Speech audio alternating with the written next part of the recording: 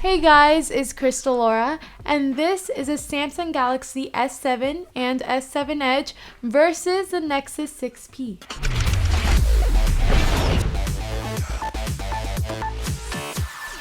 These phones' designs are vastly different from one another. The Nexus 6P towers over the Galaxy S7 Edge, and even more so with the S7. And a big reason for this is due to the large top and bottom bezels on the 6P. It makes for a much more tougher time with one-handed operation.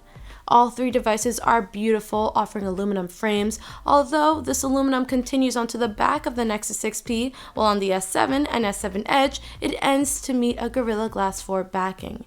It looks very nice with the light reflecting off, and this glass curves near the frame to make for a great feel in the hand.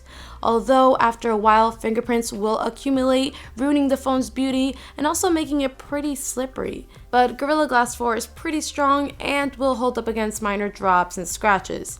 The Nexus 6P's aluminum housing looks just as beautiful in its own unique way. It's a very smooth texture, but it's nowhere near as slippery as the Galaxy phones. On this silver model here, fingerprints never show up, which makes this phone always nice to look at. But it can scratch pretty easily though. Now, probably the biggest story here is the curved display on the S7 Edge. It does serve some useful features, but it's mostly there for aesthetics, and this design feature alone is definitely going to turn a lot more heads than the 6P's design. The way this curved glass reflects light and gives an illusion of a bezel-less display makes the S7 Edge, in my opinion, the best designed phone on the market.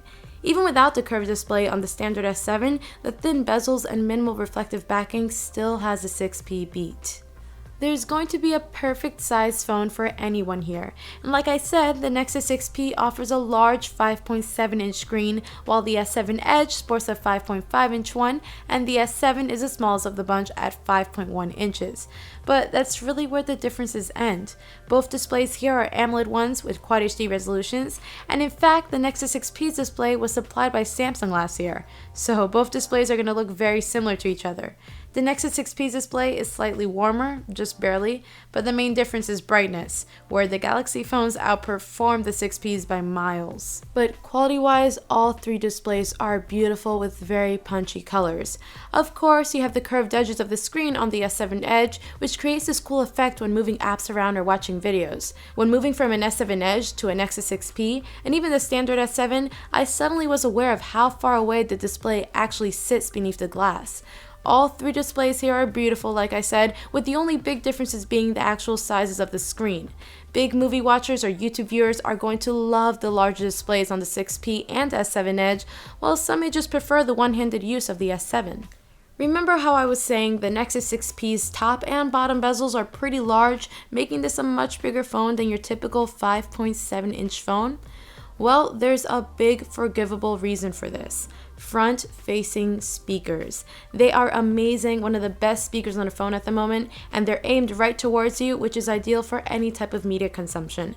They get very loud too and are very clear. The S7 phones unfortunately are found on the bottom, so not only are they pointed away from you when watching videos, but they can be very easily covered up. And as for the sound, they're not very good either, a lot worse than last year's Galaxy phones.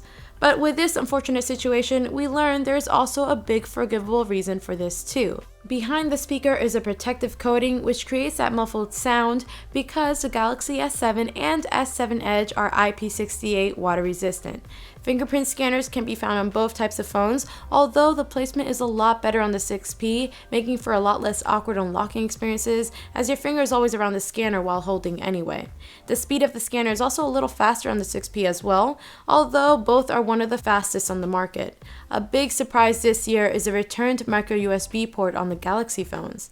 The Nexus 6P came out a while back now, but still was able to sport the new USB Type-C charging port, allowing for fast data speeds, and is also reversible. A very welcomed addition with the S7 and S7 Edge is the addition of a micro SD card slot that can be accessed by pulling out the SIM card tray.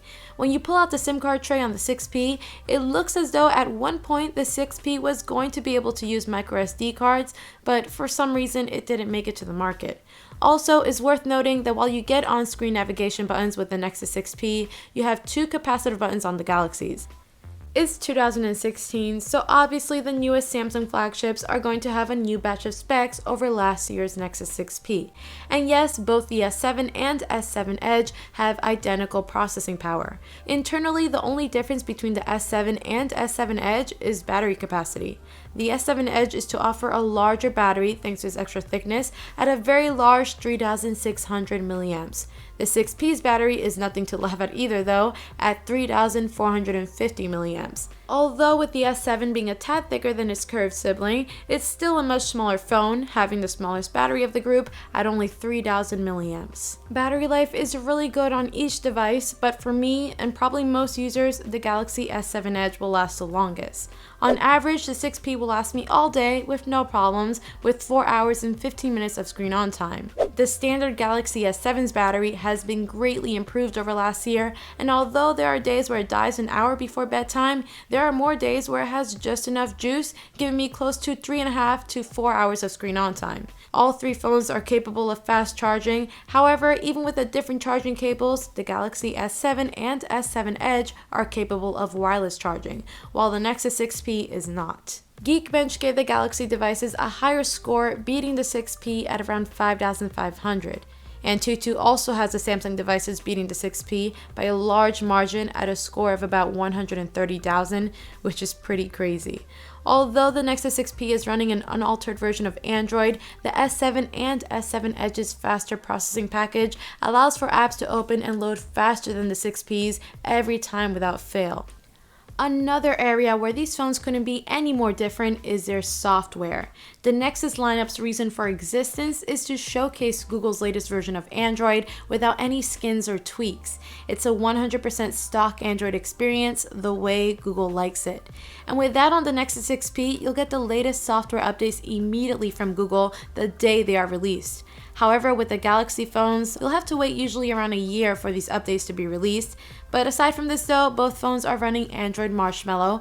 However, we have lots of different design choices and features. The Nexus 6P offers a lot of material design elements like the pull-down notification shade where you swipe down once to view notifications and again to expand shortcuts. The recent app screens are very similar to each other, although the Galaxy S7 shows more of the apps and offers a dual window mode. But later this year, we Nexus 6P owners will be able to do just the same the day Android N is released. At the moment, the Nexus 6P doesn't really bring any special features when it comes to software, while the S7 Edge is loaded with them. The main features here are the edge panels, thanks to the S7 Edge's curved sides. You can swipe across the side to bring in edge panels, which you can customize to house your favorite apps, or even app actions like taking selfies, composing emails, adding an alarm, and more. People's Edge is here where you can quickly access your favorite contacts to call or text, and probably the coolest panels to add are the widgets, like sports scores, news, weather, and a bunch of other cool things. It's a nice way to keep your phone organized without having certain widgets or apps cluttering your home screen. Always on display is another feature found in this year's Galaxy phones, where even when your Galaxy S7 or S7 Edge's screen is off, a portion will stay on showing you the time, date, or calendar. Although the Nexus 6P has ambient display, which I actually prefer a lot more because it actually lights up the phone in a black and white mode as the notifications come in, which allows you to see incoming notifications without powering on your screen. The Galaxy S7 and S7 Edge does have a theme store though, which lets you customize the phone's look and feel, and even sounds with a pretty large selection. Software is very fast on each. TouchWiz is known for its lagginess, but this year it has been improved by a decent amount. Once you disable certain laggy apps or widgets like the briefing screen, you have a very solid software experience. And even though stock Android isn't tinkered with, it's not without its freezes and crashes sometimes, especially when using certain apps that involve the camera. As of the time this video was created, the Samsung Galaxy S7 and the Nexus 6P are kings within the camera department. This year, Samsung lowered the megapixel count from 16 to 12 while making the pixels themselves actually larger, which allows for more light to be captured. The Nexus 6P camera goes down the same route, opting for a lower megapixel count with larger pixels. And in fact, the pixels themselves are still larger than the Galaxy phones. The main theme here is the Galaxy S7 tends to take really beautiful photos with a lot of vibrancy. However, compared to the Nexus 6P, you'll notice highlights blowing out. The Nexus 6P always does a much better job exposing properly. You'll see a lot more detail within bright areas like skies, and clouds show up better, and overall you'll be able to see a lot more detail in these areas. But this does sometimes make for a darker overall image, and even though you have more detail in the highlights, you'll lose them in the shadows. The S7 has more post-processing sharpening going on as well, which helps make for a crisper image. This vibrancy and sharpness really are a great combination for a beautiful image that at first glance sticks out to you more so than the 6P, but with greater examination, you'll see more information with the 6P. You'll also notice different color shifts within these cameras. With the Galaxy S7 being slightly warmer, you'll see these flowers are purple over the 6P's more bluish tone. And if you were wondering, yeah, the flowers are actually purple. The 6P will usually change the colors of the image, and sure, this looks nice, but it's less realistic.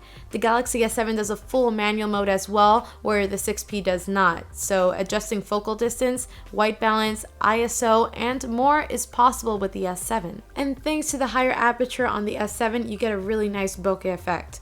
Also, the focal distance is very short, allowing you to get crazy close to objects, while the 6P will really struggle with that. When it comes to low light photos though, both cameras do a great and similar job, but once you turn on HDR, or HDR+, as it's called on the 6P, the Nexus 6P gets rid of all the noise and boosts colors for gorgeous shots. The 6P by far is the best camera when it comes to low light photography. The Galaxy S7's 5 megapixel front-facing camera is fantastic due to that wide-angle lens, which really allows you to capture the entire scene. However, when you move into any area other than outdoors, you begin to lose a lot of detail, where the 6P still manages to capture a ton of detail. Now with the video, the Galaxy S7 is hands down a winner. And also, the Galaxy S7 has the fastest focusing speeds on any smartphone, locking onto objects instantly, where the 6P will take a long time and sometimes just won't even bother trying to focus. But it's hard to say who's the actual winner here. In image detail and exposure, the 6P is a clear winner, although when it comes to image control and color representation and video, the Galaxy S7 is a winner. Each camera has its strong areas and weak areas, and I guess it really comes down to what you prefer. And now it's time to ask the question, which is the better phone? This may be the toughest comparison we have ever done here at Android Authority. According to most people, these two devices are the best Android phones you can get at the moment, and they're both very similar. On the larger phones like the S7 Edge and 6P, you should expect all-day battery life, although a little longer with the S7 Edge. Extremely fast performance, although once again, a small extra boost with the S7. And beautiful designs, but in my opinion, maybe a bit more beauty with the S7 Edge. But more hardcore Android lovers will definitely appreciate the stock software of the Nexus 6P along with its timely updates. USB Type-C is a strong selling point for those users as well, but the lack of an SD card on the 6P is a pretty big downside.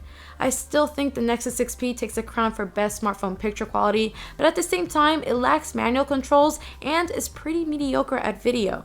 While the Nexus 6P seems to be perfect in some areas, it lacks in others. And while the Galaxy S7 and S7 Edge may not be perfect in any areas, there is not a single area to be found that is anything less than fantastic.